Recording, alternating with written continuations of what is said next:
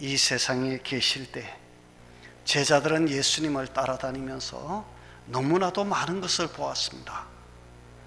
예수님께서 죽은 자를 살리시는 기적을 보았고, 안진뱅이를 일으키시는 기적을 보았고, 오병이어의 기적을 보았고, 그야말로 물 위를 걸어오시는 것도 보았고, 정말 수많은 이적과 기적을 체험하면서 제자들의 마음속에는 저 예수님만 있으면 우리는 걱정할 것이 없겠다. 정말 예수님이 그들에게는 천군만마와 같은 그런 마음의 든든함으로 자리를 잡았을 것이라고 생각을 합니다. 그런데 그랬던 예수님이 어느 날 내가 잡혀서 죽을 것이다 말씀을 하시더니 정말로 잡혀가가지고 그야말로 저항 한 번 안 하고 말 한 번 제대로 하지 아니하고 침묵하신 채로 예수님 십자가에서 죽으십니다. 제자들의 마음속에 얼마나 큰 상실감이 들었을까, 여러분들 한번 상상해 보시기 바랍니다.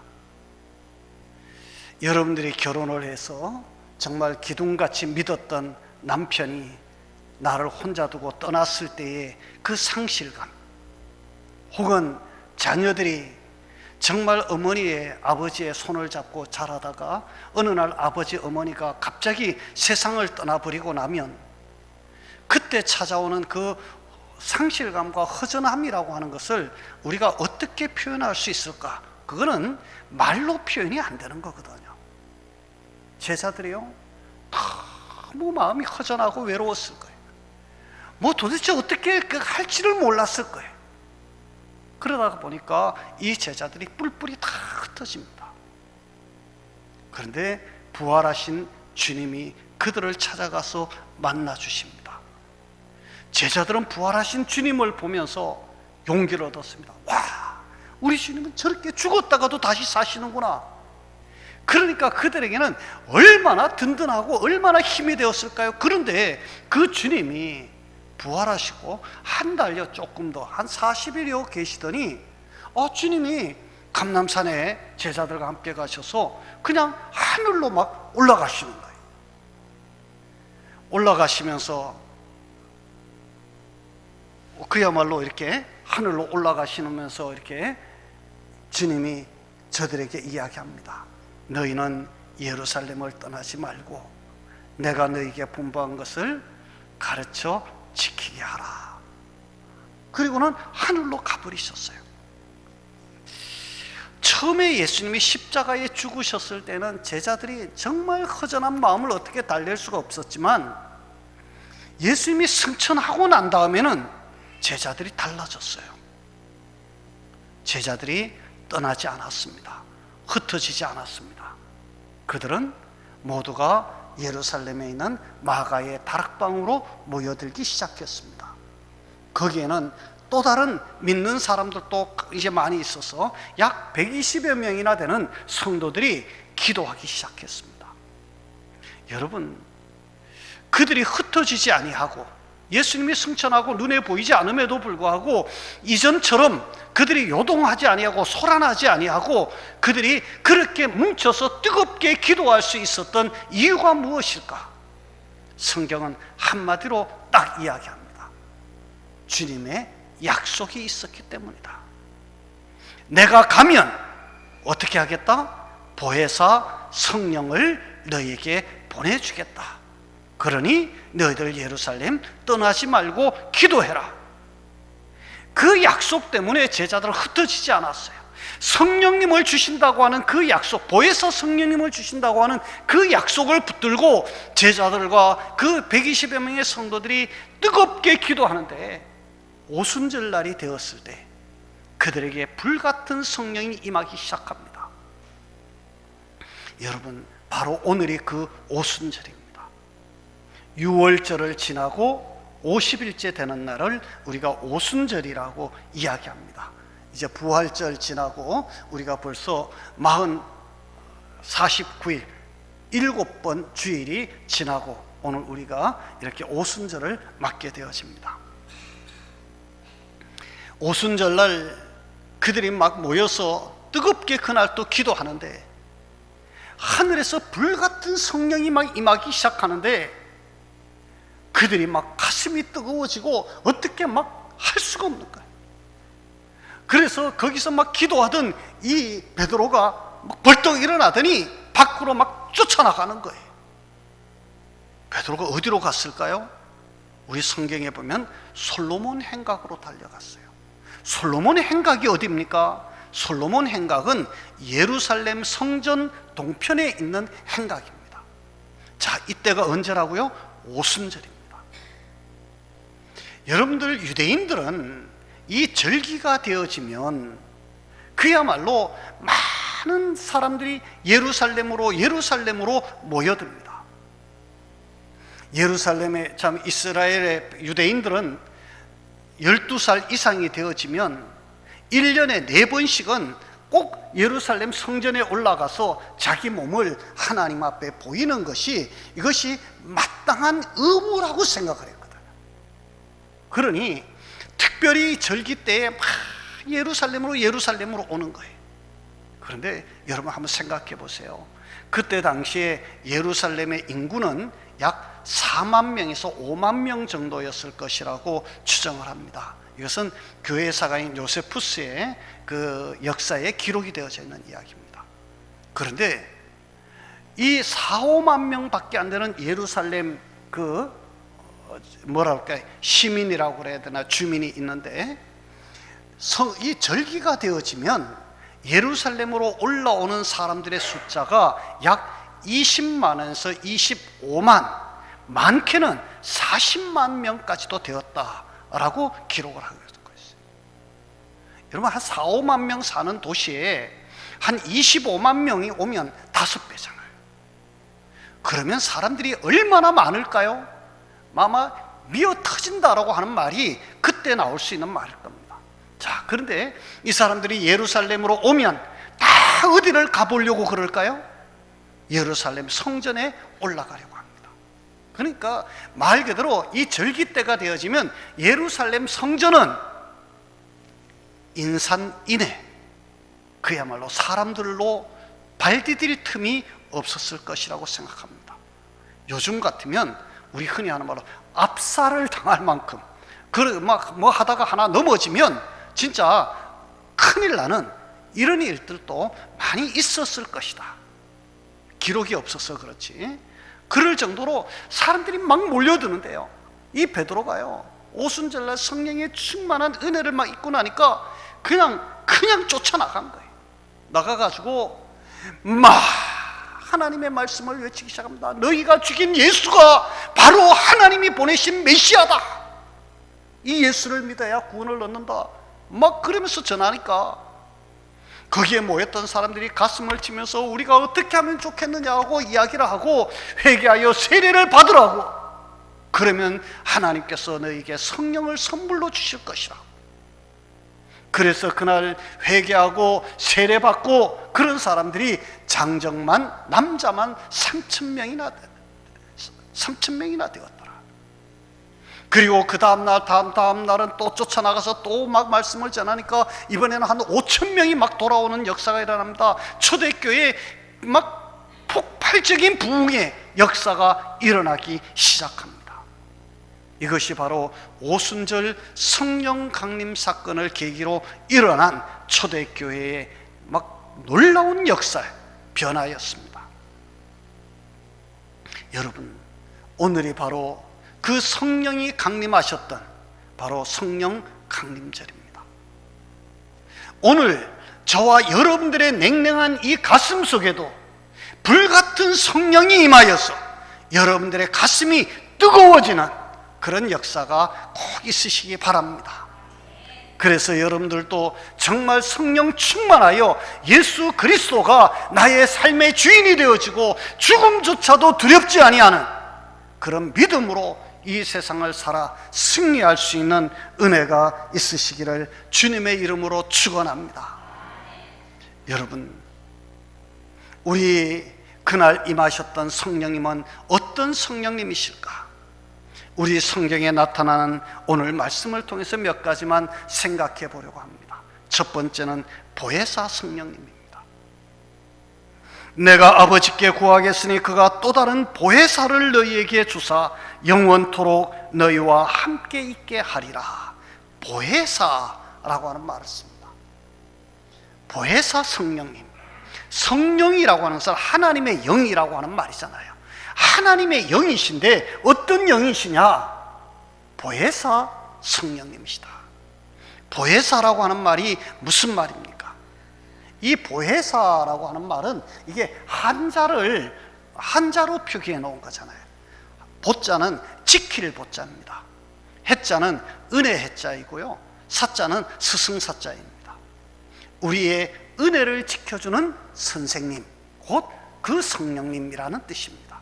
그런데 우리 성경은 그렇게 해서 우리의 은혜를 지켜주는 스승이라고 성령님을 표시했는데요, 헬라어에서 말하는 이 보혜사는 다른 그것과는 조금 의미가 다릅니다. 헬라어에서 말하는 이 보혜사는 옆에서 돕기 위해 함께 하시는 분이라는 뜻입니다. 다른 말로 쉽게 번역하면 나를 돕는 분이라는 뜻입니다. 우리 성령님은 어떤 성령님이냐? 나를 도우시는 분이십니다. 우리 성령은 어떤 분이시라고요? 나를 도우시는 분이시다. 나를 도우시는 분이십니다. 여러분, 우리 성령님은 우리가 이 세상에 살아갈 때에 우리가 잘 되도록 돕고, 성공하도록 돕고, 바르게 살도록 돕고, 강건하게 살도록 우리를 도우시는 분이라 이야기합니다. 여러분, 부모가 자식을 돌보는 것과 같은 그러한 이야기입니다. 여러분들은 거의 여기 대부분의 우리 성도님들은 다 자식을 키워본 사람들입니다. 여러분들 자식을 키울 때에 어떻게 키우셨습니까? 아기가 태어나면 그 아기는요, 이 세상에 어떤 천하장사도 태어났을 때부터 천하장사인 사람은 아무도 없습니다. 태어나면 아무것도 못합니다. 기지도 못하고 뒤집지도 못하고 혼자 서지도 못하고 아무것도 못해요. 말 그대로 부모가 일일이 도와주지 아니하면 아무것도 못해요. 똥을 싸고 난 다음에 그 똥을 피하지도 못해. 똥 싸놓고 안 치워주면 그거 그냥 깔아뭉개고 그냥 거기서 구르는 거예요. 그게 애기예요. 부모님들이 그걸 다 치워주고 씻어줄 때도 그냥 씻어주는 거 아닙니다. 여러분들 물 다 온도 맞춰가지고 이제 뜨거울까봐 차가울까봐 다 일일이 해가면서 물이 또 식을까봐 또 따뜻한 물 보충해가면서 씻을 때도 그냥 함부로 팔 어디 꺾일까봐 조심조심 살살 만져가면서 어디 아플까봐 이렇게 그렇게 씻어줍니다. 그리고 아기가 배가 고플 때쯤 되면 알아서 이제 젖을 먹이고 먹을 것을 줍니다. 조금 더 크면 이유식을 먹입니다. 여러분들 요즘 엄마들은 또 막 이제 그 아기들 이유식 먹일 때도 있잖아요. 무슨 자기들은 그렇게 못 먹으면서도 건강식 찾고 어디 가서 뭘 찾고 해가지고 좋다는 거 그거 알아서 다 해서 아기를 먹이면서 아기를 키웁니다. 우리 성령님이 바로 그런 분이시라는 거예요. 조금 더 크면 넘어질까봐 무릎 보호대 채우고, 학교 갈 때쯤이면 길 가다가 교통사고 날까봐 이래라 저래라 일일이 간섭하고, 친구는 이렇게 사귀어야 되고 뭐는 어떻게 해야 되고 막 그렇게 크다가 이 아이가 지 혼자 막 뛰어다니고 막 그럴 때쯤 되면 이제 그때부터는 또 걱정이 많습니다. 다 큰 줄 알았는데 부모들이 또 이제 결혼을 시키고 살림살이 가서 챙겨주고 애들 낳으면 애들 봐주고, 이건 뭐 끝이 없습니다. 누가 하는 겁니까? 부모님이 자식을 돌보는 것입니다. 우리 성령 하나님이 바로 우리를 그렇게 도우시면서 우리를 그렇게 돌보시고 우리를 양육하고 우리를 성장시키고 우리를 키워가시는 분이시다. 우리 성령 하나님이 바로 그런 보혜사시다라고 우리가 이야기를 하는 것입니다. 그래서 보혜사 성령님이라고 하는 이 말은 우리에게 정말로 중요한 이야기입니다. 우리 보혜사 성령님은 우리로 거듭나게 하시고 우리에게 말씀을 먹이시고 깨닫게 하시고 어느 것이 진리인지 분별하게 하실 뿐만 아니라 악한 길에 빠지지 않도록 인도하시고 낮의 해나 밤의 달이 상치 않게 하시고 위험한 길은 막아주시고 잘못된 길은 고쳐주시고 선한 길에서 축복받게 하시고 말할 수 없는 은혜와 사랑으로 돌보아 주시는 분, 그분이 바로 우리 보혜사 성령 하나님이시다. 여러분, 이 성령 하나님께 감사할 수 있기를 바랍니다. 그리고 그 성령 하나님과 늘 함께하는 여러분들이 꼭 되시기 바랍니다. 뿐만 아니라 우리 성령님은 영원토록 우리와 함께 하시는 분이시라고 성경은 이야기합니다. 영원토록 우리와 함께 하시는 분이시다. 잠깐 왔다가 떠나는 분이 아닙니다. 우리 성령님은 잠깐 우리와 같이 계시다가 언젠가 우리를 떠나시는 분이 아니라 끝까지 우리와 함께 하시는 분이십니다. 여러분, 고아가 있습니다. 고아에게도 부모는 있었을까요? 없었을까요? 부모 없는 고아는 세상에 없습니다. 고아에게는 부모가 있었습니다. 어떤 사정인지는 우리가 알 수 없지만 아기를 낳아놓고 부모님이 돌아가셨든지 아니면 아기를 낳아놓고 아기를 버렸든지 아니면 어떤 사정인지는 모르지만 이 아이는 부모로부터 버려진 아이입니다. 그런 아이를 우리는 고아라고 부릅니다. 여러분, 고아가 되면 불쌍할까요? 불쌍하지 않을까요? 예? 불쌍해요? 안 불쌍해요? 불쌍해요. 여러분, 고아는 불쌍해요. 이런 것도 물어봐야 돼요. 고아는 불쌍해요. 그런데 여러분, 고아가 왜 불쌍합니까? 왜? 고아도요, 고아원에 가면 먹을 거 줘요, 안 줘요? 고아원에 가면 다 먹을 거 줍니다. 지금은 국가에서 잘 먹입니다. 우리 가난한 집에서 먹는 것보다가 오히려 고아원에서 더 잘 먹을런지도 모릅니다. 옷 입혀요, 안 입혀요? 고아원에 가면 옷 입힙니다. 벌거벗겨 놓지 않습니다. 고아원에 가면 학교 보내줄까요, 안 보내줄까요?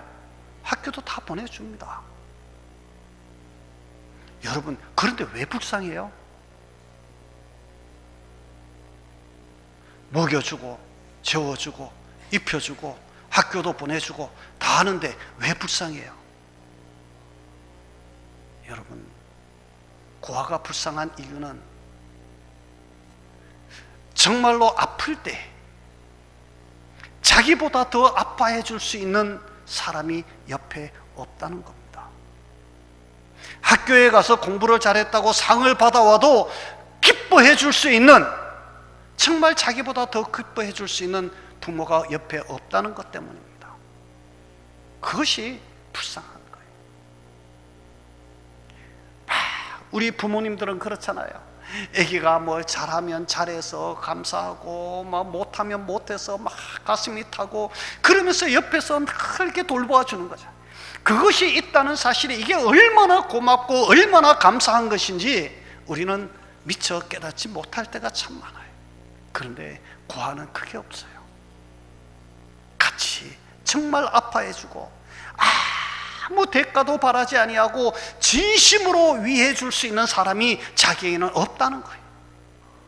고아에게는 다 의무적으로 다가오는 사람밖에 없어요. 선생님도 원감도 원장도 모든 사람들이 의무적으로 때 되니까 먹이고 때 되니까 입히고 때 되니까 학교 보내고 때 되니까 잠재우고 때 되니까 그건 자기 의무적으로 하는 것이지 정말 부모와 같은 마음을 다해서 자기를 도와주는 사람이 없다. 그런데 우리 성경은 말합니다. 내가 너희를 고아와 같이 버려두지 아니하고 너희에게로 오리라. 누가요? 성령님이. 성령님은 우리에게 너희를 고아와 같이 내가 버려두지 않겠다, 내가 너희와 함께 하겠다, 내가 너희가 어디 가든지 무엇을 하든지 내가 너희를 지키고 보호하고 인도하겠다 약속하십니다. 우리 성령님은 그렇게 우리를 도우시는 분이십니다. 여러분, 뿐만 아닙니다. 오늘 성경은 이렇게 말합니다. 조금 있으면 세상은 다시 나를 보지 못할 것이로되 너희는 나를 보리니 이는 내가 살아있고 너희도 살아있겠습니다. 조금 있으면 이라고 하는 말이 무슨 말일까요? 조금 있으면 이라고 하는 말, 조금 있으면 세상은 다시 나를 보지 못할 것이다. 그러나 조금 있으면 너희는 나를 볼 것이다. 왜요? 너희는 살았고 저들은 죽었기 때문이다. 이 말이 무슨 말이에요? 조금 있으면 이라고 하는 말이, 여러분, 우리는 이 세상에 영원히 살 줄 알지만 여러분들 다 조금 있으면 이 세상을 떠날 것입니다. 조금 있으면. 우리 성령 하나님은 우리가 이 세상에 살아있을 때도 우리와 함께 할 것입니다. 끝까지 우리를 버리지 아니하시고 우리를 지키시고 우리를 도우시고 우리를 돌보실 분이십니다. 그런데 그 성령 하나님은 우리가 이 세상 떠나서 어디에 갔을 때에도, 천국에 갔을 때에도 우리와 함께 있을 것이라고 약속하고 있는 것입니다.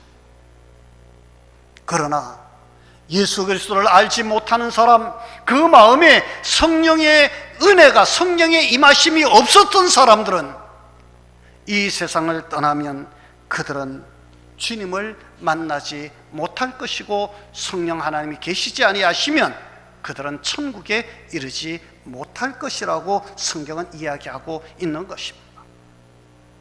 천국에 들어가는 것도 성령님의 인도입니다.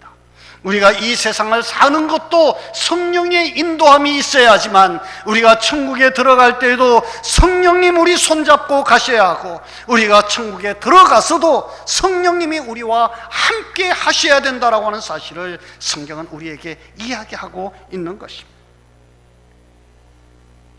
성도 여러분, 우리가 이 세상에 사는 기간은 그렇게 길지 않습니다.